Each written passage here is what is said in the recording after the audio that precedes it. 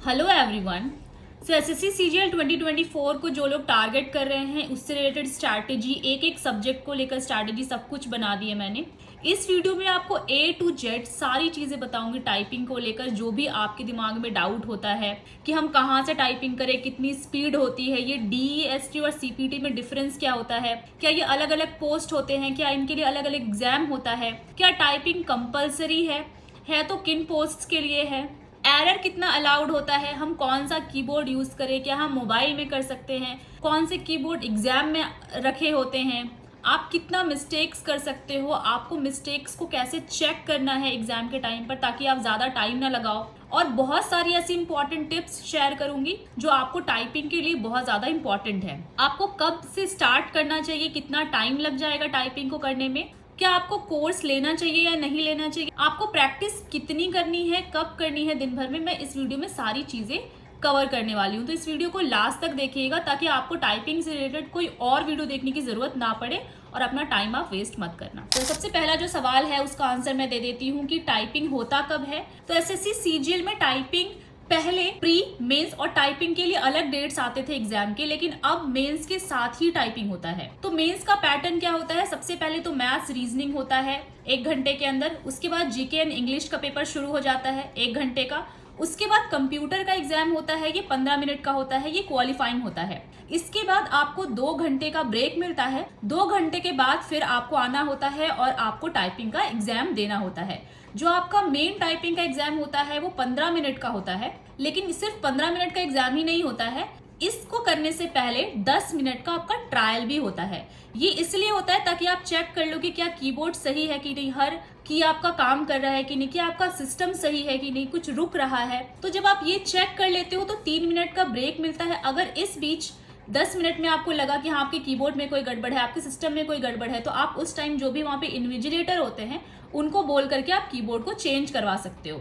लेकिन एक बात मैं बता दे रही हूँ कि ये इतना आसान नहीं होता। आप अगर बहुत ही छोटी छोटी माइनर चीज़ों की वजह से आप कीबोर्ड चेंज करवाओगे तो वो नहीं करेंगे अनलेस आपका कोई की काम ना कर रहा हो। जैसे मेरे साथ क्या हुआ था कि मैं जिस कीबोर्ड पे प्रैक्टिस करती थी उसमें बैक स्पेस बड़ा होता था, तो मेरी आदत थी कि स्पीड में बैक स्पेस को दबाना, लेकिन जो मुझे कीबोर्ड मिला था वो काफ़ी हार्ड भी मिला था और काफ़ी बैक स्पेस छोटा भी था, तो मुझे बहुत प्रॉब्लम आ रही थी, बार बार बैक स्पेस की जगह इक्वल टू मेरा प्रेस हो जा रहा था। और मैंने इस चक्कर में बोला था कि प्लीज़ आप मेरा कीबोर्ड चेंज कर दीजिए, लेकिन उन्होंने नहीं किया था।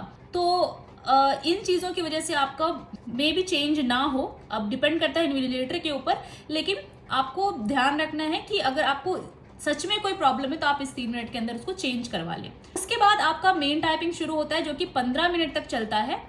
उसके बाद आपका वेरिफिकेशन होता है। वेरिफिकेशन में ऐसा नहीं है कि आपको कुछ करना पड़ता है, वो अपने आप वेरिफिकेशन हो जाता है। इसके बाद जो सेकेंड क्वेश्चन आपके दिमाग में आता है जो न्यू बिगिनर्स हैं कि लेवल कैसा होता है, क्या हाई लेवल की टाइपिंग आती है जैसे कि कोर्ट के एग्जाम्स में आती है, तो ऐसा बिल्कुल भी नहीं है। बहुत ही ईजी लेवल का टाइपिंग एग्जाम होता है ये, क्योंकि इसमें पैसेज ईजी आता है। ईजी आने का मतलब है कि कुछ स्पेशल कैरेक्टर्स जो होते हैं जैसे कि क्वेश्चन मार्क, हैशटैग्स या @ या इस तरह के जो स्पेशल कैरेक्टर्स होते हैं वो ज़्यादा यूज नहीं होते हैं, यानी कि आप बहुत ही फ्लो में रहोगे, वर्ड्स यूज होंगे। स्पेशल कैरेक्टर्स में भी आपका कॉमा यूज हो सकता है, फुल स्टॉप यूज हो सकता है, कोलन, सेमीकोलन, ये सब भी बहुत ही रेयर केसेस में आते हैं। इसके बाद इसमें आपकी जो स्पीड चाहिए होती है, आपको 15 मिनट के अंदर, जैसा कि मैंने बताया, आपको 2000 की डिप्रेशन करने होते हैं। अब 2000 की डिप्रेशन का मतलब क्या होता है कि मान लीजिए कि आप कुछ वर्ड लिख रहे हैं, आई एम दिव्या, ओके तो ये वर्ड्स तो वर्ड्स हैं ही, 1 2 3 4 5 6 7 8, ये तो वर्ड्स हो गए, सॉरी आई मीन ये तो लेटर्स हो गए, लेकिन आपने यहाँ पे स्पेस भी क्लिक किया है तो ये भी आपके की स्ट्रोक में काउंट होता है। अगर आपने यहाँ पे फुल स्टॉप लगाया है तो भी ये आपके की स्ट्रोक में काउंट होता है, यानी कि आप जितनी बार भी की को प्रेस कर रहे हो वो सारा ही आपके की डिप्रेशन में आ जाता है। इसमें सिर्फ लेटर्स ही काउंट नहीं होते हैं। अब आप ओवरऑल पूछोगे कि कितनी स्पीड चाहिए होती है, तो 27 वर्ड पर मिनट की स्पीड चाहिए होती है, बट इसमें स्पीड का कोई लेना देना है नहीं। अगर आप सही में देखो, अगर आपके पास 2000 की स्ट्रोक्स का वहाँ पे पैसेज दिया हुआ है और आपको उसको उतारना है, तो जिनकी स्पीड ज्यादा होगी वो जल्दी उतार लेंगे, जिसकी स्पीड कम होगी वो लेट से उतारेंगे। तो अल्टीमेटली वहाँ पे आपका स्पीड चेक नहीं होता है, वहां पर चेक होता है कि आपने पूरा पैसेज कंप्लीट किया है कि नहीं और उसमें आपकी एक्यूरेसी कितनी है। तो आपको ओवरऑल आपका रिजल्ट क्या आता है वो डिपेंड करता है, क्योंकि वो स्पीड तो निकाल ही नहीं पाएंगे। इसलिए आपको एक्यूरेसी पर बहुत ज्यादा ध्यान रखना है। ये नहीं कि आपने बहुत स्पीड में टाइप तो कर लिया, 50 की स्पीड पर टाइप करा है लेकिन पूरा गलत कर दिया और एक्यूरेसी आपकी बहुत कम है, तो आप फेल हो जाओगे। तो इसलिए आपको ध्यान रखना है कि आपकी एक्यूरेसी सही होनी चाहिए, उस टाइम के अंदर आपको उस पैसेज को कंप्लीट कर लेना है। इसके बाद देखिए कि आपका जो पैसेज आता है वो सबके लिए सेम आता है, जहां तक कि मैंने रिसर्च की है। और अगर आपको ऐसा लगता है किसी ने टाइपिंग दिया हो कि अलग अलग पैसेजेस भी आए हुए हैं सेम ही शिफ्ट में, तो आप प्लीज मुझे कमेंट में भी बताएं। अब आती है बात कि एरर कितनी अलाउड है। तो जो यूआर कैटेगरी है उसके लिए 20% एरर अलाउड है। इसका मतलब होता है कि अगर मान लीजिए 100 वर्ड्स है तो आप 20 वर्ड्स तक गलत कर दोगे तो भी चलेगा। और ये बहुत ही बड़ा मार्जिन होता है एरर का, मतलब ये इतना बड़ा मार्जिन है कि आप बहुत ही इजी वे में टाइपिंग कर सकते हो, क्योंकि हमारे टाइम पे तो 5% एरर अलाउड होता था। तो ये बहुत ही अच्छा खासा एरर है। वैसे ही ओबीसी के लिए 25%, SC ST के लिए 30%, यानी कि आप बहुत ही आसान कर दिया गया टाइपिंग को। लेकिन इसमें प्रॉब्लम क्या है कि ये कंपलसरी है। हर एक पोस्ट के लिए आपकी टाइपिंग कंपलसरी है। आप मेंस में चाहे कितना भी ज्यादा मार्क्स ले आओ, 390 में से 350 भी ले आओ, लेकिन अगर आप टाइपिंग में फेल हो जाते हो तो आप अल्टीमेटली फेल हो जाते हो। इसीलिए टाइपिंग को आपको हल्के में बिल्कुल नहीं लेना है कि हम भाई तो 1 महीने पहले शुरू करेंगे, इतना एरर है या इतना ईजी है, हल्के में नहीं लेना है। तो आपको अभी से ही टाइपिंग शुरू कर देनी है, लास्ट का वेट मत करो, क्योंकि टाइपिंग को सही से सीखने में भी टाइम लगता है। अगर आपने कभी टाइपिंग नहीं करा है ढंग से तो आपको टाइपिंग सीखने में थोड़ा टाइम लगेगा। तो this is very very important, don't ignore it. अब देखिए मैं आपके कुछ सवालों के जवाब दे देती हूँ जो बहुत जनों के मन में रहता है कि हम स्टार्ट कैसे करें, क्या सोर्स यूज करें। सबसे पहले तो मैंने बता दिया कि अभी से ही आपको स्टार्ट कर देना है, क्योंकि typing is utmost very very important. अब देखिए अगर आपके पास डेस्कटॉप है, लैपटॉप है या मोबाइल है, तीनों ही है तो तीनों से ही आप टाइपिंग कर सकते हो। और अगर तीनों ही नहीं है तो आप साइबर जा सकते हो। या मेरा सजेशन रहेगा कि अगर आपके पास मोबाइल है और आपको ढंग से टाइपिंग करनी है तो आप साइबर में ही जाके करो। 1 घंटे डेली करो, 20-30 रुपए लेंगे वो 1 घंटे के, या मैक्सिमम 50 रुपए लेंगे और आप वहां पर जाके टाइपिंग कर सकते हो। अब देखिए डेस्कटॉप जिनके पास है वो तो आराम से कर लेंगे, लैपटॉप वाले भी कर लेंगे। मोबाइल में जिनके पास है वो आप एक काम करो, आप OTG खरीदो, 30-50 रुपए में आपको मिल जाता है। उसको आप कीबोर्ड से कनेक्ट कर लो, मोबाइल से कीबोर्ड आपका कनेक्ट हो जाएगा। उसके बाद आपको टाइपिंग करना है। तो आपको जरूरी है कि आपका कीबोर्ड में हाथ बैठा हुआ होना चाहिए, लेकिन बेटर एक्सपीरियंस के लिए मैं कहूंगी कि आप साइबर ही चले जाओ अगर आपके पास नहीं है तो। उसके बाद डोंट यूज लैपटॉप कीबोर्ड्स की। आप सोचोगे कि लैपटॉप में जो कीबोर्ड होता है, जिनके पास लैपटॉप उससे प्रैक्टिस करो, तो ये गलती भाई बिल्कुल भी मत करना। आपको अलग से जो कीबोर्ड आता है ना वही आपको यूज करना है, और वायरलेस कीबोर्ड भी यूज नहीं करना है। पहली बात तो ये महंगा आता है, और दूसरी बात आपको वायरलेस कीबोर्ड यूज करोगे आप उसको एडजस्ट करते रहते हो अपने हिसाब से, लेकिन जब वहां पर वायर लगा रहता है तो आपको जैसे तैसे एडजस्ट नहीं कर पाते हो। तो इसलिए कोशिश कीजिएगा कि आपको हमेशा वायर वाले कीबोर्ड के साथ ही कनेक्ट करके करना है। उसके बाद बहुत ही ज्यादा स्मॉल कीबोर्ड भी आपको यूज नहीं करना है। एक ऑप्टिमम लेंथ का जो कीबोर्ड आता है आपको वही यूज करना है, क्योंकि मोस्टली सारे सेंटर्स में आपको वैसे ही कीबोर्ड्स देखने के लिए मिलते हैं। और ये बहुत ही इंपॉर्टेंट ये है कि आपको ना वैरायटी ऑफ कीबोर्ड्स के साथ में एक्सपेरिमेंट करना है। अगर मान लीजिए आपके पास एक टाइप का कोई कीबोर्ड, तो मैं ये नहीं कह रही कि आपको दूसरी कीबोर्ड खरीद लेनी चाहिए, लेकिन आप ये कर सकते हो कि अगर आपका कोई दोस्त है या आपके घर में और कोई रिलेटिव्स है या आपके आसपास कहीं और किसी के पास कंप्यूटर है, कीबोर्ड है, या साइबर में अलग अलग कीबोर्ड्स हैं, तो आप 3-4 तरह के कीबोर्ड्स में प्रैक्टिस करके जरूर जाना। क्योंकि होता क्या है कि आपके पास मान लीजिए बहुत ही स्मूथ कीबोर्ड काम करने वाला है और वहां पर आपको कोई हार्ड सा कीबोर्ड मिल गया कि आपका की ही प्रेस नहीं हो रहा है, या जैसे कि मैंने बैक स्पेस वाला आपको सीन बताया, तो कहीं कहीं क्या होता है स्मॉल स्पेस होता है, कहीं लॉन्ग स्पेस होता है। तो इस तरह के जो कीबोर्ड्स है ना, आप कोशिश करिएगा 3-4 बार आप उस पर भी प्रैक्टिस कर लो, ताकि आप पैनिक ना कर जाओ अगर आपको न्यू तरह का कीबोर्ड मिल जाता है तो। क्योंकि ये सीन मेरे साथ हो चुका है, इस चक्कर में मैं CHSL में फेल भी हो गई थी। तो प्लीज इस चीज को आपको ध्यान में रखना है कि आप थोड़ा सा एक्सपेरिमेंट भी करो और अपने दिमाग में बिठा के जाओ कि हाँ, जिस तरह का कीबोर्ड मैं घर पे यूज कर रहा हूँ जरूरी नहीं है कि आपको वही कीबोर्ड वहां पे मिल जाएगा। ठीक है। उसके बाद कौन सा कीबोर्ड ले, ये बहुत जनों का रहता है। तो भाई कीबोर्ड आपके पास अगर आपके पास बहुत ज्यादा पैसा नहीं है तो आप सस्ता कीबोर्ड ले लो, कोई सा भी 300-400 रुपए में मिल जाएगा। और अगर आपको थोड़ा बजट अच्छा है तो HP का या लेनोवो का कीबोर्ड ले सकते हो, ये सब अच्छे कीबोर्ड्स होते हैं। अगर नहीं है तो कोई बात नहीं, दोनों में सेम आपके पास सेम एक्सपीरियंस है, कीज सेम रहते हैं, तो आप यहाँ पर कोई सा भी सस्ता कीबोर्ड उठा करके प्रैक्टिस कर सकते हो, जरा सी भी दिक्कत नहीं है इसमें। डोंट परचेस एनी कोर्स, हाथ जोड़ करके रिक्वेस्ट है कि अगर आप टाइपिंग भी खुद से प्रैक्टिस नहीं कर सकते हो तो आप क्या ऑफिसर बनोगे भाई। तो आप इसके लिए भी कोई कोर्स मत ले लेना, अपना पैसा इतना बर्बाद मत करो, ठीक है। उसके बाद कहाँ से आपको करना है, तो देखिए कोई भी पेड आपको लेने की ज़रूरत नहीं है। आप सोनी टाइपिंग ट्यूटर, ये एक फ्री ऐप है जो आप डाउनलोड कर सकते हो अपने डेस्कटॉप पर या लैपटॉप पर, या टाइपिंग मास्टर कर सकते हो, ये दोनों ही अच्छे होते हैं। लेकिन सोनी टाइपिंग ट्यूटर में क्या है कि आपको अलग अलग टेस्ट आते हैं डेली बेसिस पर, अलग अलग टाइप के, तो आप उसमें करोगे ना तो आपको एग्जाम वाली फीलिंग आएगी।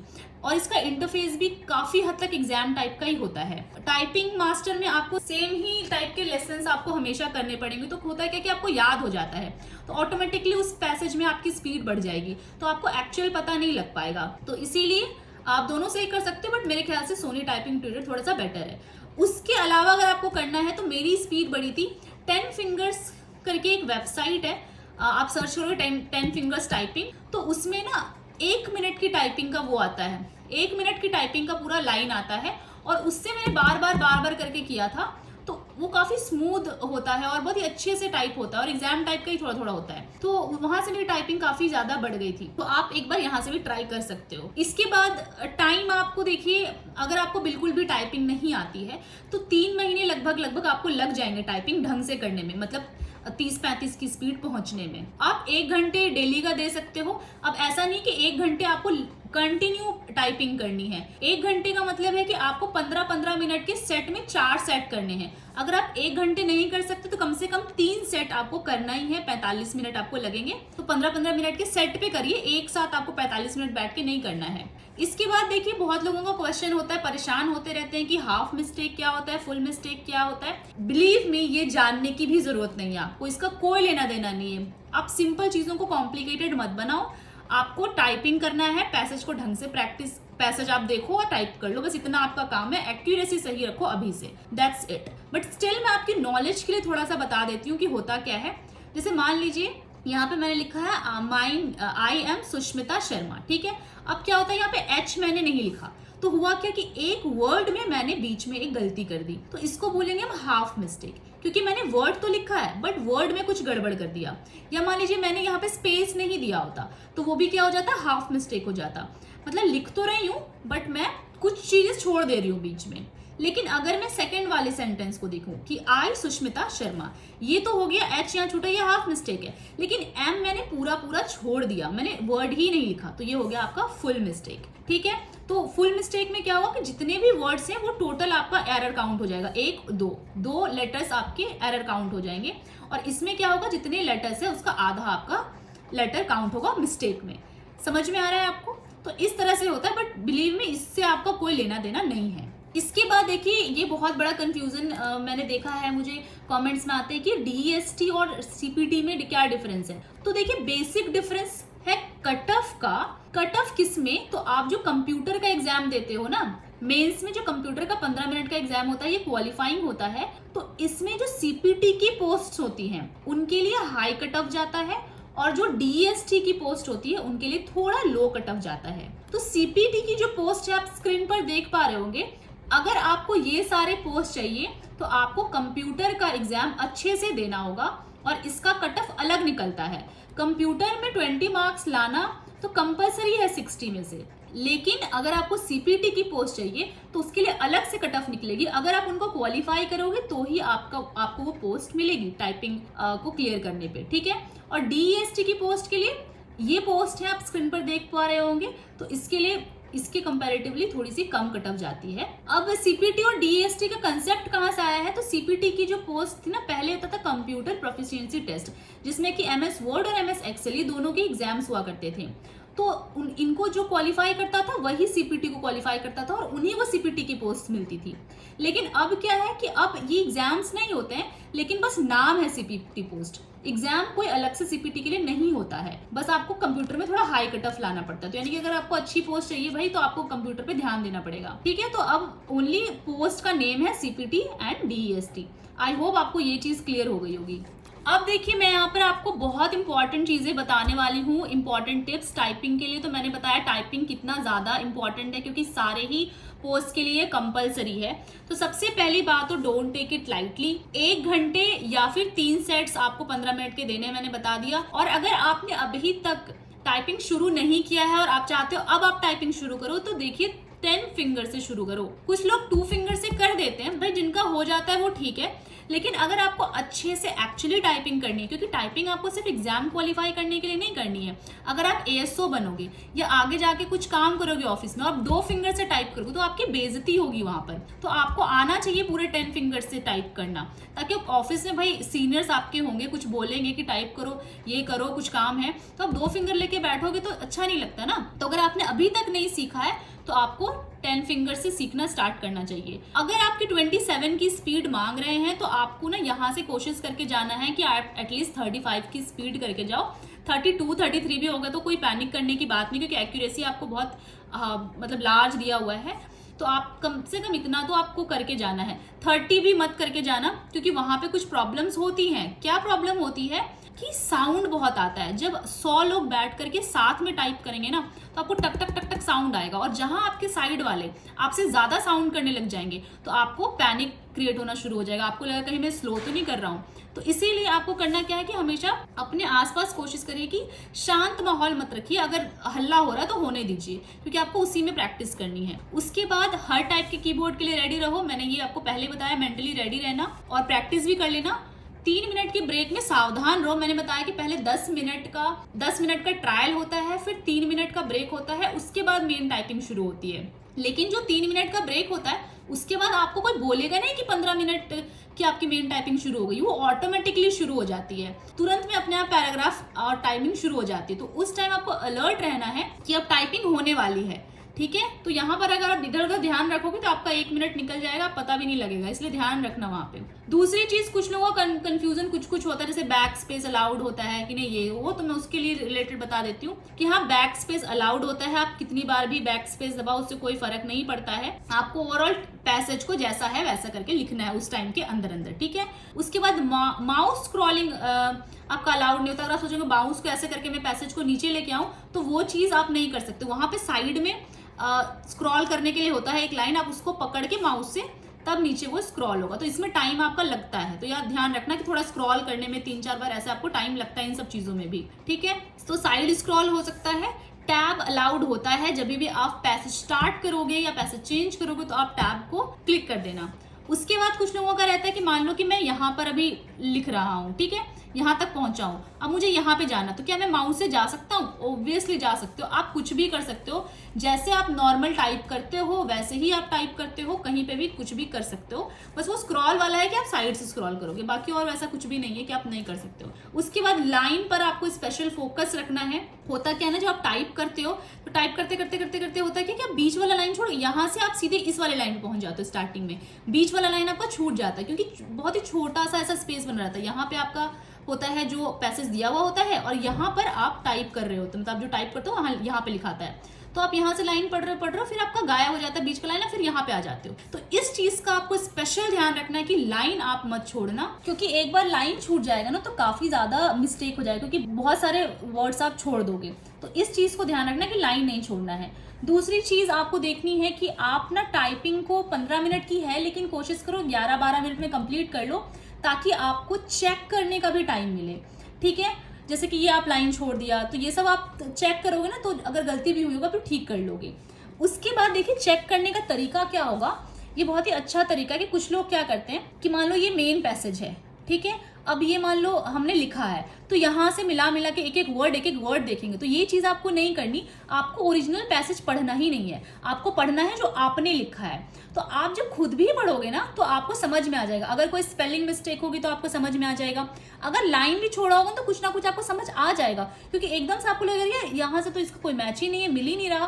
तो वहां पर जाकर आप यहाँ पे चेक कर लेना कि क्या था, वरना आप एक एक वर्ड यहाँ से मिलाओगे तो आपको बहुत टाइम लग जाएगा। तो इसलिए सिर्फ अपना पैसेज चेक करना, आपको उसमें ही समझ में आ जाएगा कि आपने क्या गलती की है क्या नहीं की है, ठीक है।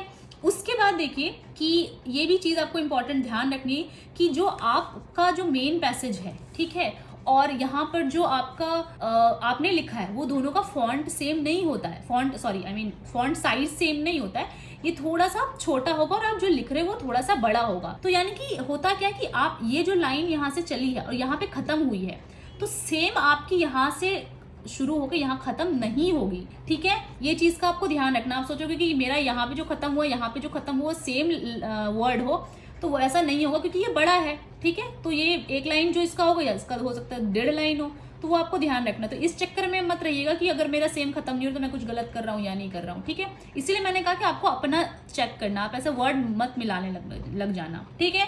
सो फाइनली गाइस, मुझे लगता है कि मैंने आपके सारे क्वेश्चंस के आंसर दे दिए। So all the best for your typing exam and for SSC CGL 2024। Comment में आप जरूर लिखें अगर आपने अभी तक मेरे पूरे वीडियो को देखा है, that I will crack SSC CGL 2024। तो मिलते हैं आगे ऐसे ही इंफॉर्मेटिव वीडियोस के साथ, तब तक के लिए जय हिंद।